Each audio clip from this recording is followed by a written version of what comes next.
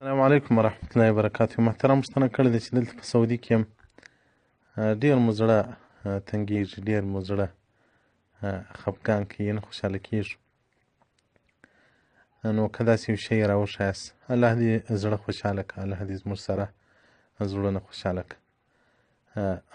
د سعد راتلو مبارک څخه یو روایت دی چې رسول الله صلی الله علیه وسلم مبارک وایي دعوة ذی د ذی علیه السلام دعا چې د ماهي په نس کې و، هغه هلته ډېر غمجن و او ډېر په د مځکې څخه په دریاب ننوتی، په دریاب کې بیا د ماهي په نس کې و. نو ده به دا دعا کوله لا اله الا انت سبحانک انی کنت من الظالمین.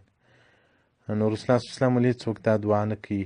یو مسلمان الله به یې دعا هم قبوله کړي، له غمو له تکالیفو به یې هم خلاص کړي. نو محترمه دغه دعا ډېره وایي لا اله الا انت سبحانک انی کنت من الظالمین. او دغه رنګه یو صحابي د انصارو څخه چې هغه ابو امامه رضی الله عنه نومېدی، یو وخت په مسجد نبوي کې و، په غیر وخت صلات د لمانځه ټیم نه و.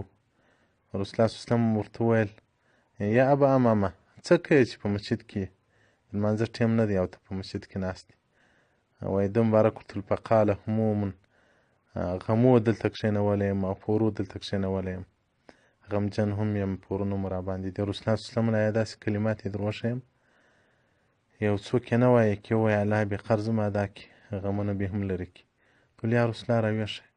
هغه ورته چې سهار راکښېنې او چې ماښام بېدېږې دا دعا وایه اللهم اني اعوذ بك من الهم والحزن واعوذ بك من العجز والكسل واعوذ بك من الجبن والبخل واعوذ بك من غلبة الدين وقهر الرجال.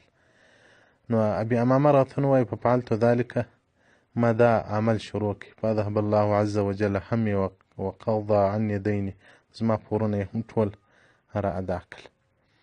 او دغه رنګه سنن ابي داود ته عبدالله بن عباس رضی الله عنه څخه روایت کوي چې قال رسول الله صلی الله علیه وسلم من لزم الاستغفار، که چا استغفار همیشه وایي وجعل الله له من كل هم فرجا ومن كل ضيق مخرجا، د هر غمه به الله خلاص کړي او د هر تنګسۍ به الله خلاص کړي.